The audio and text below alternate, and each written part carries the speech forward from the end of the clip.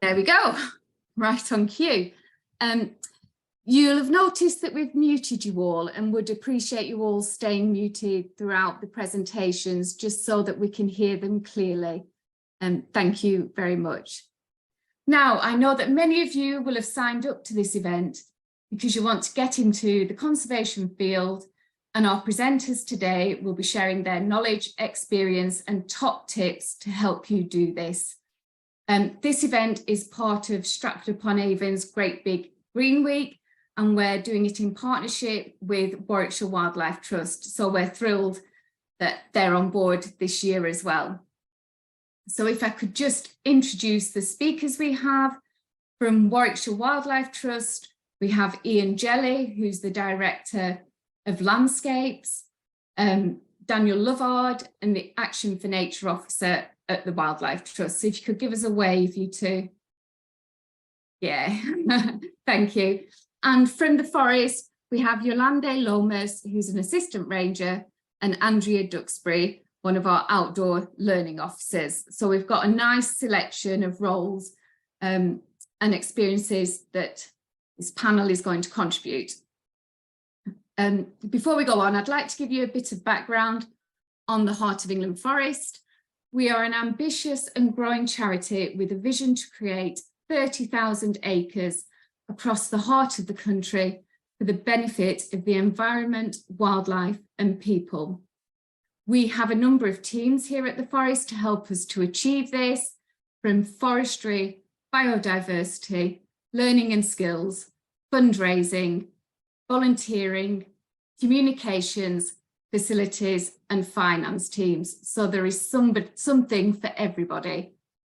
We also have an annual internship programme along with an apprenticeship scheme to provide as many avenues as possible for people to get into working at the charity. If you do wish to know what roles we have coming up, please go onto our website and onto our job vacancies page. They're all advertised there. I also recommend signing up to our free e-newsletter and also following us on social media. Regarding questions, if you can pop them into the chat box, they will come directly to me and I'll answer quick questions as we go through, but for ones for the panel, we'll wait to the end and I'll direct them to who I think is best placed to answer them. So we will now go to our first speaker, Ian Jelly at Warwickshire Wildlife Trust. Over to you, Ian. Thanks, Ros, and thank you very much for extending the invitation to Warwickshire Wildlife Trust to support Heart of England Forest this year's event. We're delighted to be here, and I'm going to talk to you in a little bit about the different types of roles and sectors that people can get involved with within the environmental movement. But before I do, I'm just going to give a bit of a background to the Wildlife Trust in case you've not come across us before and have found your way to this event via the Heart of England Forest. So Warwickshire Wildlife Trust is one of 46 wildlife trusts around the UK, and we're all independent charities, but we operate under a bit of an umbrella. So we can come together at a regional or a national level to give a shared opinion on something, but we're locally focused. So Warwickshire covers Warwickshire, Coventry and Solihull, and our staff and our volunteers all work in that area. And if people support our work, the money goes and it is invested in that area too. So we're delighted to be here alongside you guys at the Heart of England Forest tonight. And I'm just going to give a bit of an overview about the breadth of opportunities that are available to people, because one of the things that we wanted to convey as part of this presentation tonight was that nature is for everybody. And actually, the more diverse the sector is, the better it is for nature. And that depending on your background and your experience and your interest, there are lots of different roles out there in lots of different organisations. And you know, that means it's very accessible to everybody. You don't have to get muddy and get your hands dirty and get outdoors. There's lots of jobs that are like that and they're brilliant, but there's lots of other jobs too. So I'm going to give you a bit of a whistle-stop tour to start with about the breadth of the sector. And that's partly because it's really exciting and partly because my own career journey is not as exciting as everybody else. So they're going to tell you about their stories in a bit, and I'm going to focus on this overview. So if I could go on to the next slide. So start off with then the sectors. So there's loads and loads of different environmental or green jobs out there now. And I've started by listing out the ones that are the sort of the main sectors that you can work in. But it's also worth pointing out that pretty much every business in the UK now has to consider the environment in one form or another. And depending on what sector that operates in, they may have legal obligations to do stuff, or they may just want to do it because it's the right thing to do. So more and more, we're now working with businesses and companies who don't have an environmental focus and do something completely different. But they might have a person whose job it is to be the environmental expert within their organization. So that's a role that I'm not going to cover too much on, but there's a bunch of jobs out there. You're the kind of the lone voice championing the environment in a sector that's completely different. But before we get on to the other bits, I'll just run through each of these points in turn and just show you the breadth, or talk through some of the breadth of the opportunities available. Some of these job types are more sort of aware in society than others, and some of them go a bit under the radar, really.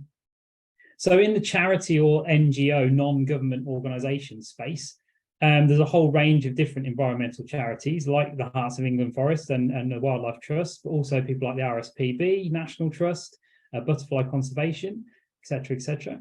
And some of those have quite a wide range in different sort of remits and focus. You get a lot of variety. So for a big national organisation, someone like the RSPB or National Trust, there are thousands of jobs across those charities across length and breadth of the country. Some of them are quite specific. And then for more regional or local charities, they might have a geographic focus. And sometimes the charities focus on a particular species, like butterfly conservation, where you might have to have a specific passion for that sort of area. And then you have kind of government agencies. So these are public sector workers and all the benefits that come with public sector work, some of the challenges too.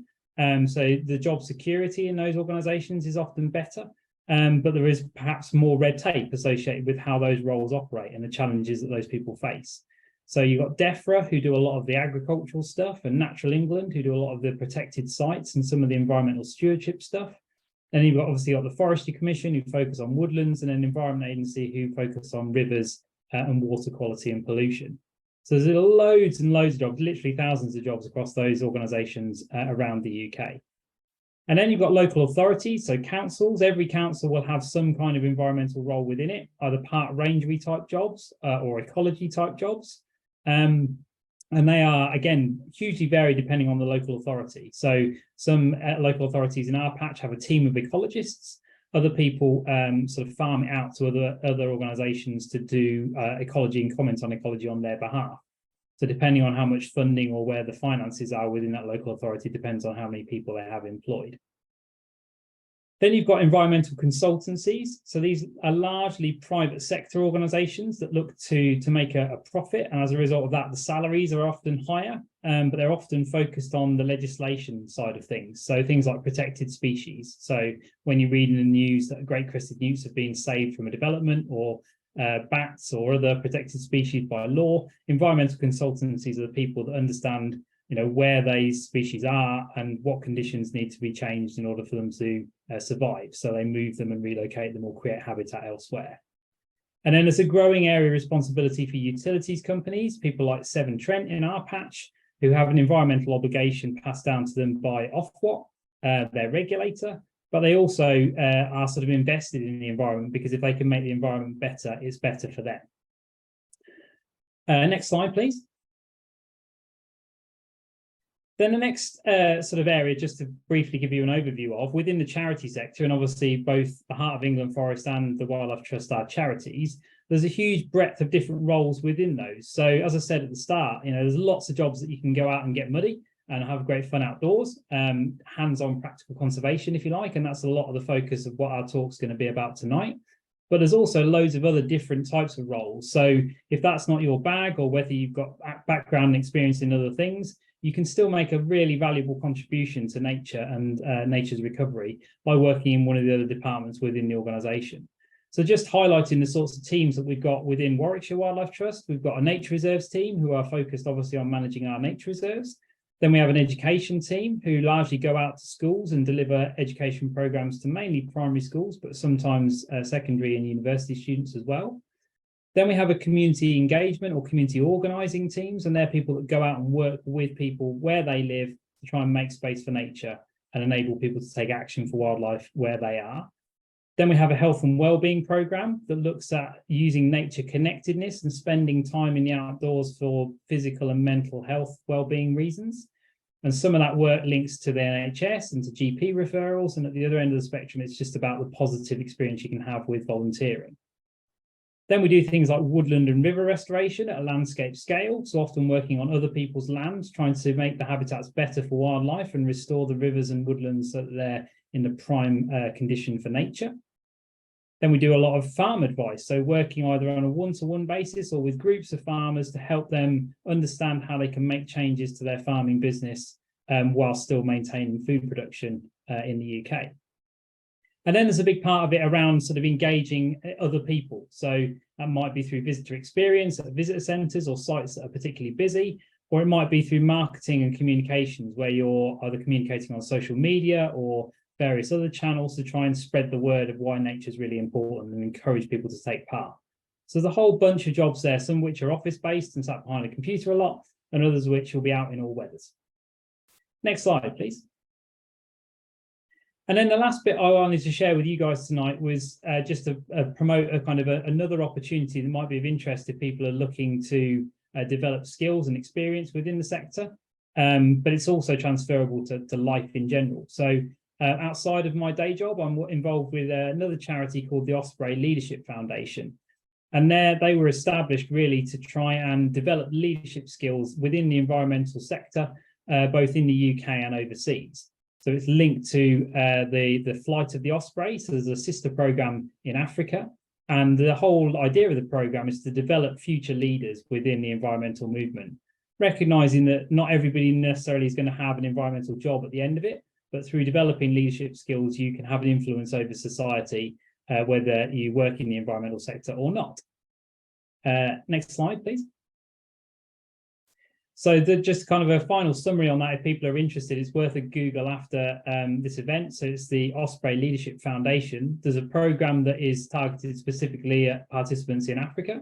And then there are 2 levels of program that are targeted at people in the UK. So it's there's an introductory, if you like, 12-week leadership program that's designed to equip you with the skills that you might need to develop leadership skills in life. And then progressing on from that, if people complete that program and are interested, there's an Evolving Constellation Leaders program that involves mentoring from experienced people within the sector to help people navigate their way through all those myriad of opportunities and professional development things that might be their first steps on the ladder to their future career. So that's just a bit of an overview before I pass on to the others to sort of set the scene to say there's a huge variety of different opportunities out there. And I'm sure it will come across in the other talks later on, but we're very keen to encourage people to just have a go and experience and think about all different options, because there might be an option out there that you've never considered until tonight, and this might be your opportunity to go and explore how you have a career in that afterwards. So I'm now going to hand over to Gilandi from Heart of England Forest, who's going to talk to you about her personal journey. Great, thanks Ian. Yeah, so as Ian said, I'm Yolanda Lomas and I'm one of the assistant forest rangers at the Heart of England Forest. So I'm going to talk to you guys a little bit about what I do and how I got into the job and the experience that I gained from the job, and also the experience that I got before getting into the sector to help me get there. So I started as a forestry intern in March 2021, and that was with the Heart of England Forest through their internship programme. And after doing that for 6 months, I actually was fortunate enough to get an assistant ranger position, which was actually, I ended up ending my internship 6 months early because that role came up, and yeah, I was lucky enough to get it, which was fantastic.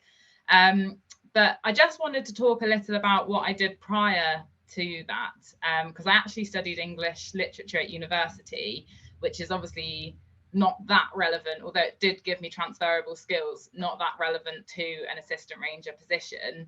And after graduating, I tried my hand at a few different careers. I did charity fundraising for a little bit, and I also did expedition operations.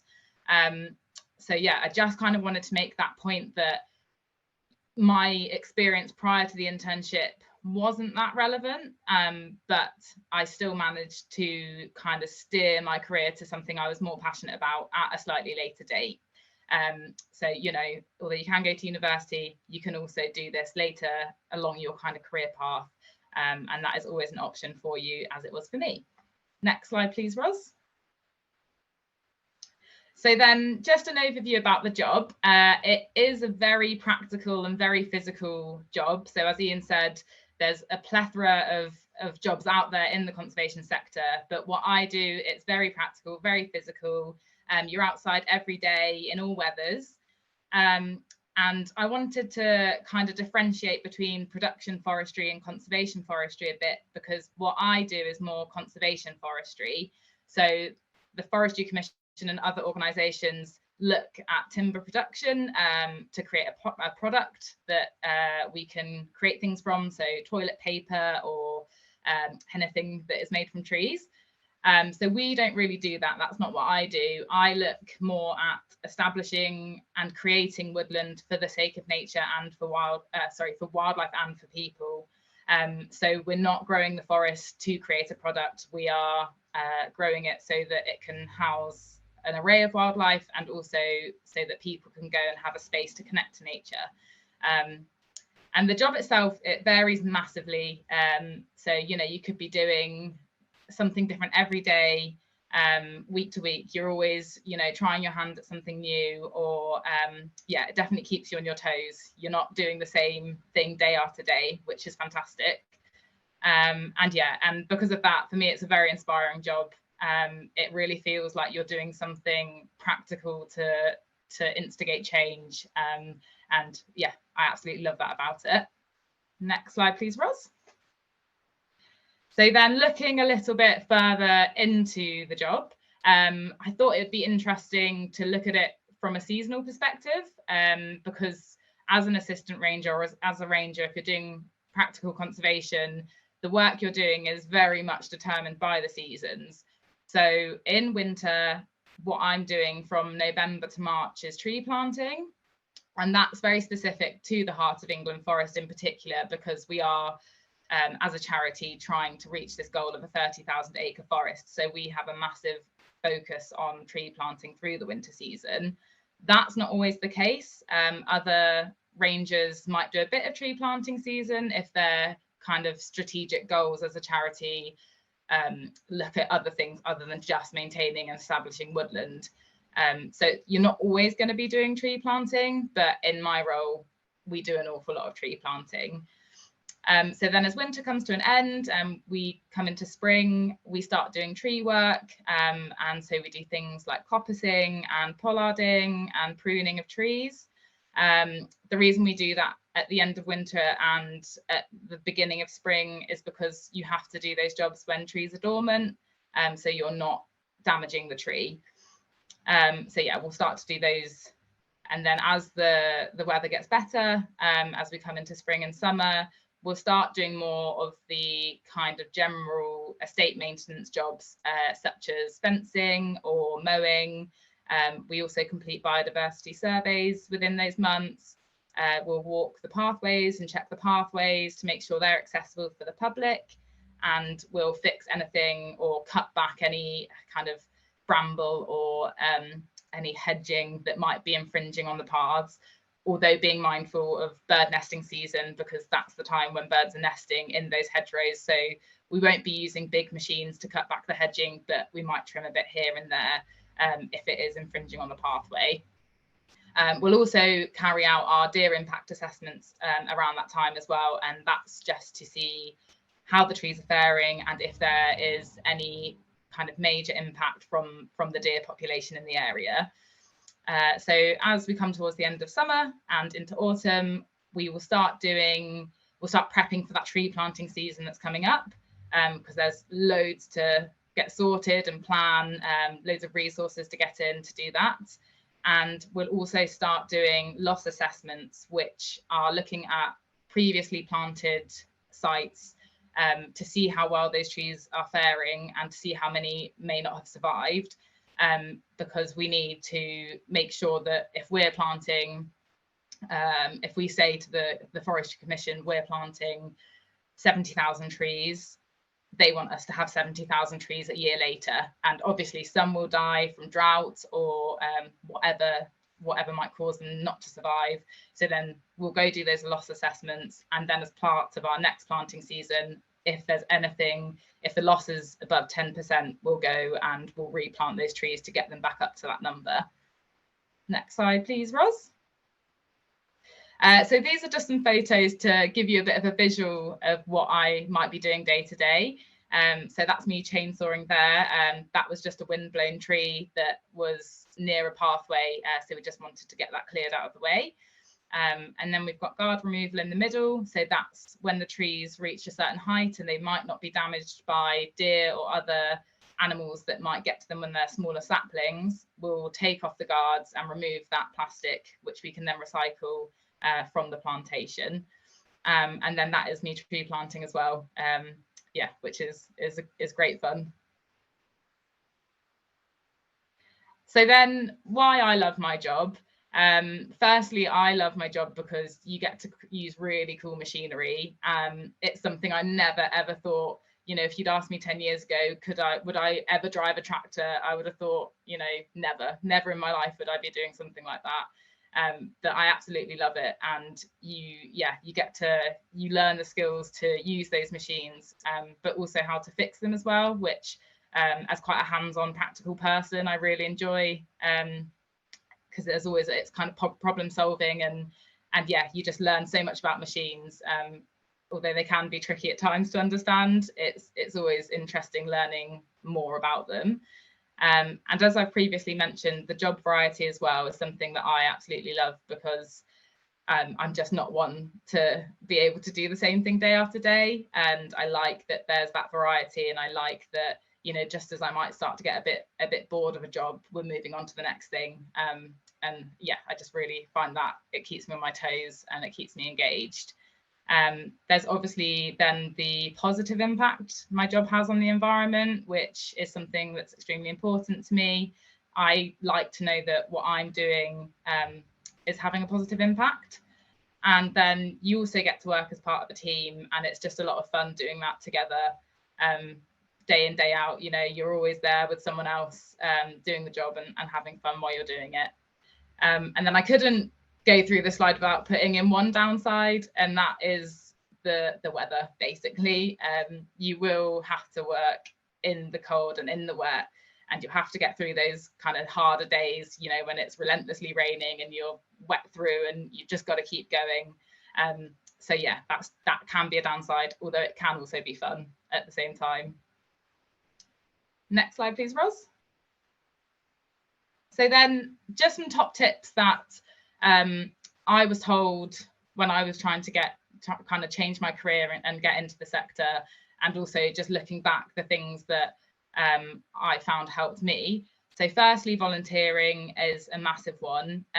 Not only is it good to go and volunteer if you're interested in this job, because then you get to experience it and understand if it's something you would actually see yourself doing. And yeah, just to get some experience and an idea of what the job might be like. But it's also what a lot of hiring managers will look for when you're going to interviews. They like to see that people have volunteered, and it just shows that dedication to conservation, and it might just give you that upper hand over someone else that's going for the same job. And then kind of related to that, I'd say just say yes to any conservation opportunities that come your way. I understand that if you're working, it's really hard to fit those activities around a full-time job. If you're looking to change career, or just life in general can be busy, but whatever you can give your time to, just do it, because it's fun and it will just really help build that experience. And also I found researching and reading books about conservation really helped, because it meant I could bring something to interviews that other candidates might not have been able to bring, or just if you read something and you find a really interesting fact, that's something you can then talk about. So I've just put a couple of books there on the slide that I really enjoyed reading, that you might also be interested in having a look at. And I just wanted to kind of make the point that you don't necessarily need a degree to get into my role either. You can go and do a degree if that's something you'd like to do. Definitely go do it. So degrees such as environmental science, forestry and countryside management are all really relevant. But if you don't want to go to university, you can also get into my role through other ways, such as myself doing the internship. There's loads of internships out there you can find. And you could also go to college, study a forestry course at college, or even just if you funded your own experience in terms of getting practical tickets such as chainsaw tickets or tractor driving. I understand it's expensive to do that through your own funding, but if you can do that, that is an option. And then just getting that volunteering experience alongside, you can go into it that way as well. Next slide, please, Ros. Thank you. So yeah, just a few resources here that I have found have been amazing when I was getting into the sector. So the first one is it's a government webpage just about the ranger role. And it just gives you a bit more information. It will touch upon what I've spoken to you guys about, but maybe in a bit more detail. And yeah, what to expect from the role, how to get into it, and just what it is to be a ranger. And then the next resource is through the conservation careers. They've got a really fantastic downloadable conservation internship pamphlet, and there's loads and loads and loads of internships and opportunities in that pamphlet in the UK and abroad that, yeah, you can have a look through and see what internships might be out there. And then the last is the free online courses that you can do through the Open University. There's a whole range of free courses out there, from courses on ecology or environmental practices, anything conservation related. There's loads you can do. And so yeah, you should definitely take a look at that as well, because I've done a few of the courses through the Open University and they've been really, really good. Next slide, please, Ros. Well, I think it's, yeah, that's the end of my talk. Thank you very much for listening. I'm now going to pass over to Dan Lovett, who is the Action for Nature Officer for the Warwickshire Wildlife Trust. Thank you. Sorry, let me start again. Thank you very much. I'm Dan, as Yolande said, Action for Nature Officer for Warwickshire Wildlife Trust. Next slide, please. So I'm going to start off at the beginning of my career journey and give you a bit of a whistle-stop tour and snapshot of my personal experience. So I took more of a pure approach to the conservation career through a degree in environmental conservation at Bangor University. It also had a placement year, so I was able to fortunately fund some of that by sourcing funding in the university, but also working some summers to make sure that I could make the most of my placement year in the industry to get that practical experience. So as you can see from some of the photos, they're very bird focused because I'm a bit of a bird nut. So it included working with ECHO, who are a grassroots organisation in Bonaire, and they focus on restoring the endangered dry forest habitat and improving the biodiversity on the island, with a particular focus on the endangered yellow-shouldered Amazon parrot. And then I spent 3 months after that on Jersey on the reintroduction project of the red-billed chough for the Durrell Conservation Wildlife Trust. Durrell Wildlife Conservation Trust. And then I moved on to a nest protection project, which was on the Glasson Ospreys, so back in North Wales.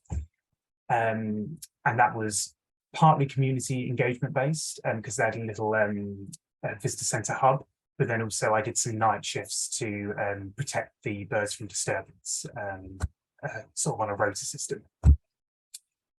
And then after that, I must say actually, just for context, so like I said, I funded some of this myself or through the university, and these were voluntary posts, but I did get supported in other ways through accommodation and food and training. I was able to manage that at the time. Then I got my first paid conservation role just after graduating, working on the National Conservation Partnership Project, focusing on recovering the rare seabird, the little tern. So that was in North Wales again. And And they, if you don't know, they come from Africa to breed here during the summer. So it was a very seasonal role. So I worked shifts to ensure that their nesting sites were protected and limited disturbance as much as possible, and engaged the public in these charismatic and elegant birds. But as I said, they're migratory. So once the birds had left, I didn't have a job, which is not ideal. So I was looking for other opportunities, and then I went into an internship with RSPB at their flagship nature reserve, Minsmere. So that was primarily focused on habitat management. So I gained a few tickets, like Yolande was saying with her internship. So I gained training predominantly, and also accommodation. And the breadth of opportunity there in terms of the habitat management and the ways of managing a variety of different habitats was really interesting. And then I had another season of the Little Tern recovery project, but in a different area, because it's, like I said, a national project. And then I was fortunate enough to secure my first role at Warwickshire Wildlife Trust. So that was 5.5 years ago, and I started on a maternity cover. So clearly they couldn't get rid of me, and they wanted to keep me on. That's one thing I would say, is that if you do come across maternity covers, I know it's a bit of a risk in terms of, it's only 9 months, potentially a year. But if you demonstrate, that you're a fantastic asset to the organisation, then they will make an effort, at least with my experience, they'll make an effort to keep you on in a different capacity. So I have covered a variety of different roles since being at Warwickshire Wildlife Trust, and I don't really have time to cover them all, but just for a bit of a flavour of what I've done, and I'll delve into some other aspects in more detail. So I've done visitor experience and a bit of membership at our flagship nature reserve, Brandon Marsh, which some of you may have been to. And I've done some reserve management, corporate engagement, habitat monitoring, particularly on woodlands and hedgerows, and supporting and assessing trainees also that have got into our traineeship programme to, similarly to the Heart of England Forest, get into the sector and be upskilled and more knowledgeable, ready for a role. So next slide, please. Yes, so I wanted to cover in a bit more detail my experience working in our community and people teams. So first of all, a core part of our work centres around improving people's health and well-being, but in a variety of ways. Sometimes it's directly through specific health projects, but sometimes it's indirectly through just the positive knock-on effects of being out in nature and with like-minded people. One project that I delivered was during COVID, and that was a health and wellbeing one, and that was to reduce social isolation and loneliness in people through using nature in the outdoors. I ran 5 ways to wellbeing courses, wellbeing walks, practical conservation sessions, and one-off events, all with the intention to empower people to use nature in their daily lives as a way to nurture and improve their health. The power and well-being benefits of nature is definitely something not to underestimate. As for some of them, it was life-changing. So it was a very rewarding job to be in. I also wanted to touch on the health and well-being aspect, sort of like Ian said, with the breakdown of the type of areas. Some people don't always think of health and well-being as an option for them. So it just wants to give a bit of a flavour of my experience of health and well-being at the Trust, and something that you might want to explore within the sector. And next slide, please. So onto other areas of our community work. So myself and others at the Trust deliver a variety of inspiring activities to educate people. As we know, there is a disconnect. Okay, you got it right there. As we know, there is a disconnect with nature in our society. Specifically with my experience, I've delivered a mix of different activities to engage with from all walks of life. So dawn choruses for an eco group, for example, nature art with young adults, bat nights with families, making bird feeders with people that are experiencing dementia, and the dementia like drop-in cafes, And I've also created content for maps and interpretation on different projects as well. Then in my current role, there's a different approach in the way we're working with communities, where we're enabling people to take more meaningful actions that bring about nature's recovery. So a big part of that is through listening to people's ideas, through door knocking, coffee, morning drop-ins and other events, and empowering those people to make more space for nature in their area, but designed by them. So it's more of an organic, community-based grassroots approach, as opposed to our more traditional outreach, which we still do, and it complements each other really well, but that's the role I'm doing more now. Next slide, please.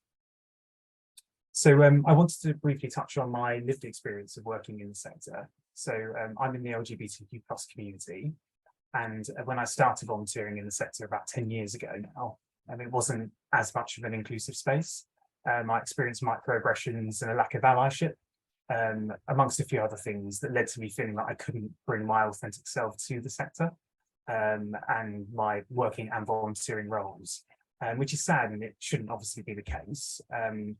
As Ian said, and everyone I'm sure on this call would echo, that nature is for everyone, and everyone deserves to have equal access to it as well. So as an organisation and as a wider network of wildlife trusts and the sector generally, we are making positive steps to ensure more people have a strong and personal connection with wildlife and wild spaces, whether that's just using it, enjoying nature, or working in nature. There's still lots to reflect on and learn and change in the way that we work. We're definitely not perfect, and it is a slow process. But I wanted to reassure some of you that might be on the call, who may feel that they might not be welcomed, or you see it as a barrier to being a part of the sector, that progress is being made. And one example, as you can see from this slide, is that we are attending local prides now in solidarity and in celebration of LGBTQ+ lives, and engaging in new audiences that may not see themselves in the sector or out in nature, or feel that it's relevant to their lives. So next slide, please. So similarly to what Yolanda said, there will be some common themes here, but just some top tips. So keep out for traineeships, internships, and in-person or online events. Some of them, in terms of the traineeships and internships, will be a paid salary-based thing, but there are ones that aren't. And some of the courses will be, there'll be a small fee or they'll be free. So it's just working within your means in that respect. Volunteering, completely agree that it's a great way to test the water as to whether working in the sector is for you. But I completely appreciate that for some it isn't accessible to do that, and for a variety of reasons. And I have been in those positions where I wasn't able to volunteer that much. But there are some things that you maybe could do, which doesn't involve as much of a commitment. So joining a local special interest group. So we've got loads in Warwickshire, whether that's badger based or reptile based, bats, etc. You could do some researching and writing about wildlife and conservation topics. So if you're quite keen on marketing and comms, by demonstrating that you're doing that on a local level, maybe for your local newspaper, you know, contributing articles, it's a way that you're contributing, which might not involve as much of a time commitment. Attending talks and lectures like you are sort of now, and teaching yourself about wildlife. There's lots of great resources out there, and submitting records to your local biological records centre. So it's a great way to contribute, but maybe on a more light touch basis. Keep a log of your activities and take photos. So when I was putting together my slides, I was looking back at some of the photos from many years back, and it's really nice to look back.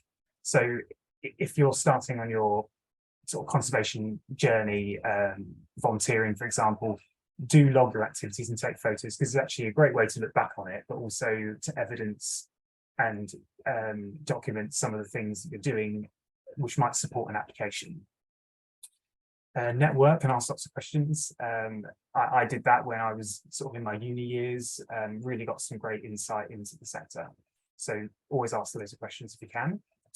And this is more of a practical point, but and it's very situational as well. But I wouldn't be able to do my job if I couldn't drive and didn't have access to a car. So if you're thinking of a more reserved community-based role, then the likelihood is you'll need a driving license. So it's just something to be aware of if you hadn't already. And then similar to what Ian was saying with the Osprey leadership program, there is a focus on nature mentoring scheme. So just type into Google focus on nature mentoring, and there's a peer mentoring scheme where basically there's someone in the sector and they'll people behind the scenes will pair you up with someone, and then they can give you some of an insight on the ground of what they do and some support as well. And if there is anything in particular from my section of the talk that you found interesting, you want to find out more about, you can contact me on Twitter. Just as a heads up, I'm not great on Twitter, so my responses might not be the best. So just be patient if you do want to contact me that way. Or there's my work email as well, which you can make a note of if you want some further support.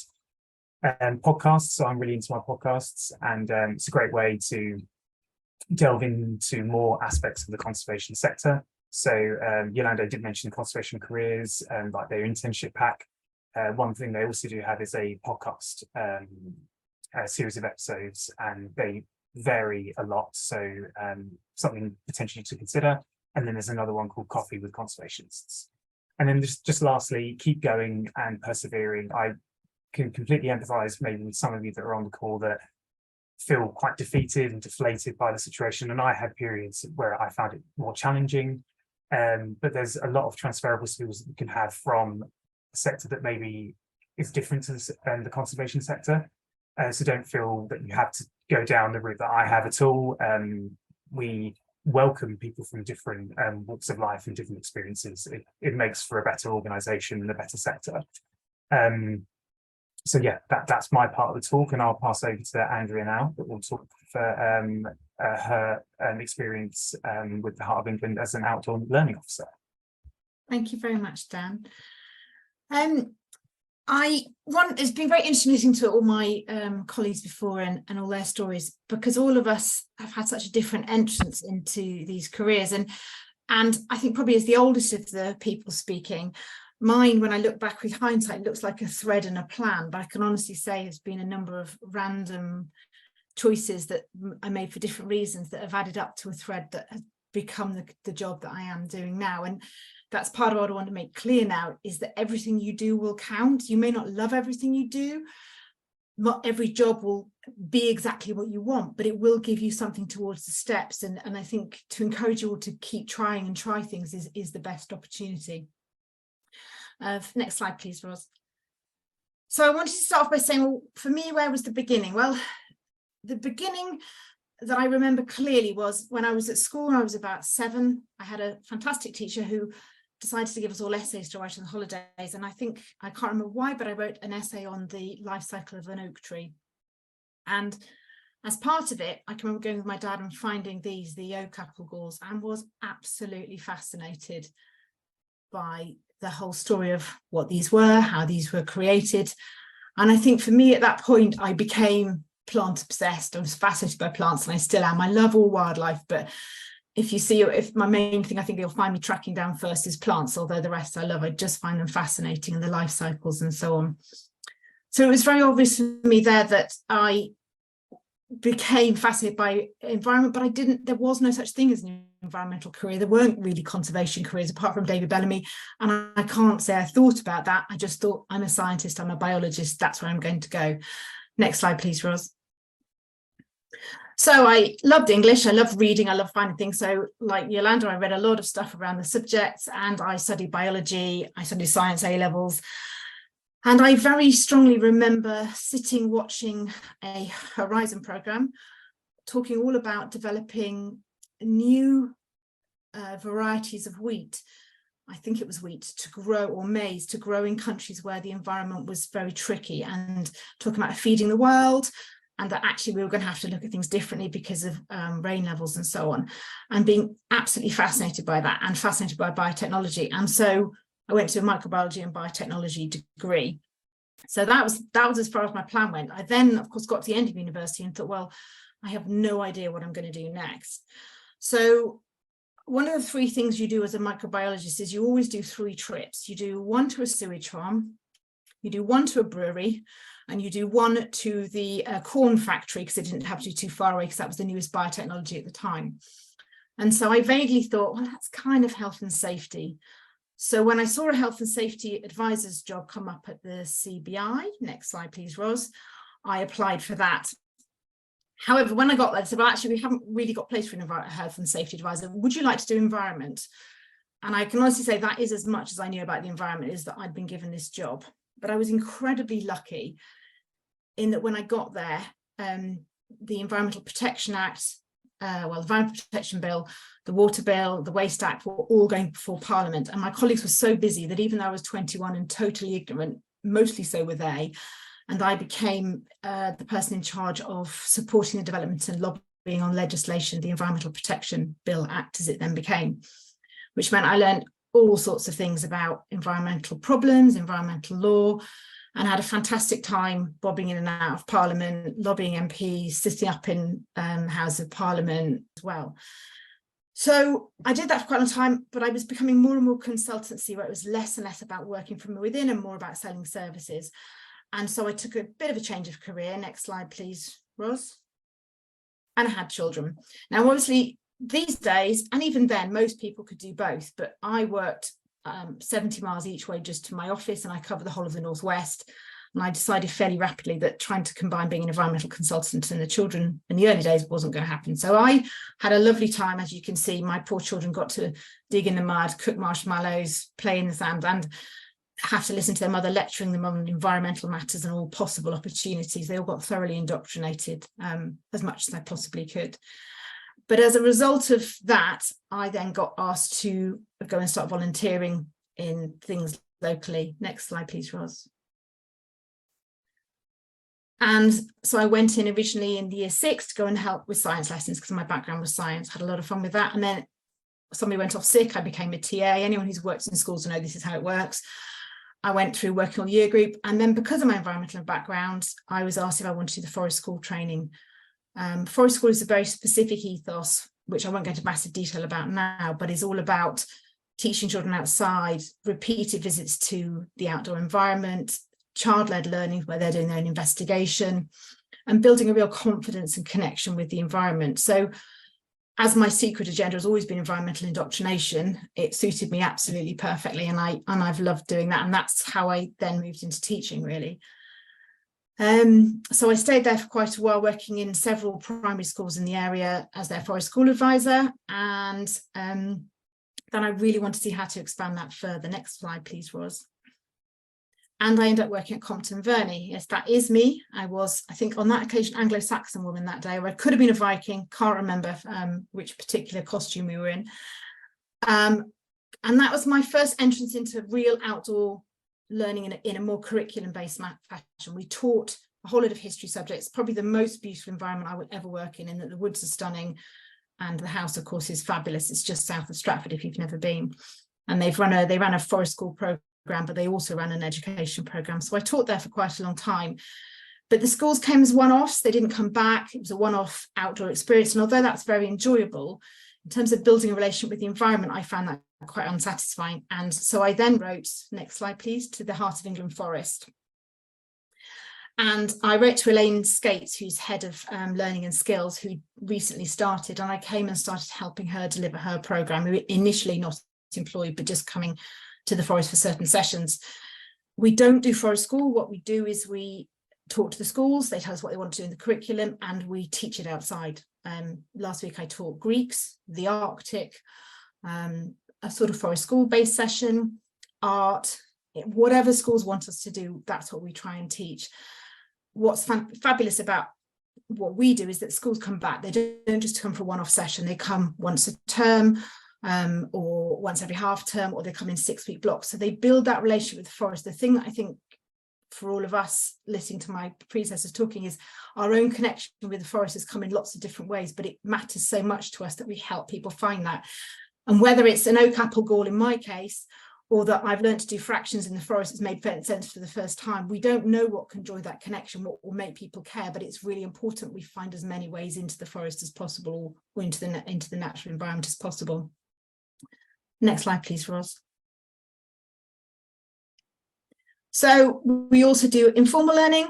You can see that must have been a Halloween session when we were making broomsticks in various fashion. We do creation, very traditional forest schooly kind of things, dens, there's some jam, we've done arts and crafts, we do outdoor activities using the natural environment. And it's very much, it is teaching, but it's teaching within the context of the forest. It's very important we try and ground it in the forest at all times, and that everything we're telling the children links back to their experience of being outside, and that they can enjoy it too. Next slide, please. So if you were interested in the teaching side of things, how would I go about it? Well, first of all, we've talked about volunteering in schools. Schools will always take volunteers. You have to have a DBS check, obviously, but apart from that, they are always desperate to have. And if you've got some science or interest in that, it'll be fantastic, because there's always opportunities for you to use that.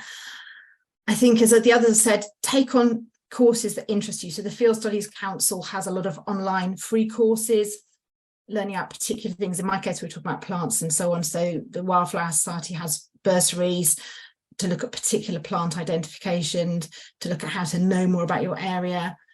I also run local, I do a lot of work, I've done a lot of work in Warwickshire trying to change the verges policy, so it's doing things that interest you within your own community can count too. And most of all, don't give up, as we keep saying. Don't think there's only one thing I can do that's going to matter. Every bit you do counts, and it counts towards your career, but also hopefully towards your own satisfaction, your own concern about the environment. We all, probably being in this sector, are very environmentally anxious, and quite rightly so. I think that it's very reassuring when you get involved in these sort of programs that you can do a little bit in lots of different areas, and every little bit does matter. And I went to a talk once about environment, and it was quite a depressing talk, as many of them are, but at the end of it, the interviewer said, well, how do you feel about this? He said, well, I keep hope, because he said, I actually think it should be a legal duty to hope, because without hope, we have no action, and without action, we don't get any change. So everything you do will matter. Thank you very much. Thank you, Andrea, and thank you to all our speakers tonight. So we're going to move on to questions, if that's okay. So as I said at the beginning, if you can put any questions, I will pick them up, put them in the chat box, but we have had a couple come in. First one is to Ian. Let me find it. So I'm going to be 37 in August this year. Does this mean I wouldn't be able to do the Osprey leadership programme, or do they allow a bit of wriggle room? Okay, thank you for that, Sophie. Unfortunately, some of the funding that supports some of the programmes dictates, and we're not able to influence that, who can benefit from the programme. So sometimes the funders target certain demographics or certain age bands or certain geographies within the UK, and that limits the participants that you can engage with on the scheme. And at the moment, the Osprey Leadership Foundation has quite a strict strategy on a maximum age of 35. That said, I think that's a leadership program, and you don't have to do that to go and have a career in conservation. It's just added value if people are interested. Certainly the third stage of the leadership program, which is a mentoring scheme, is kind of supposed to build off the others. But as Dan alluded to as part of his talks, there are multiple ways in which you can be mentored, and I'm happy to share my contact details in the chat in a minute. And if anybody's on the call and is interested and wants to have a conversation at some point, I can talk to you in more detail about things that you might want to consider. I think the other thing to emphasize from my perspective, in a similar way that Andrea did, is that everything that you do is transferable. And in my role, I recruit quite a few people into the Wildlife Trust, and I'm always surprised at how narrow people refer to their experience when they're making an application. You know, you get experience in all walks of life, inside and outside of work, and the transferable skills that we're looking for in this sector you can bring to from other walks of life, largely, particularly if you're doing roles that are not so practical in their focus. So there are opportunities to transfer across without having to benefit from those programs, and I would encourage you to consider it. You're never too late to join the environmental sector, and certainly within our organisation in the last couple of years, we've had people who have transferred, haven't done ecology as a degree, have transferred into the organisation, and the organisation is stronger as a result of it. Thank you, Ian. I hope that answers that question. Here is your We've reminder. had another one Graham, in. turn off the TV and get ready for bed. Apologies for the background noise. Graham, here is your reminder. Daniel, turn off the TV and get ready for bed.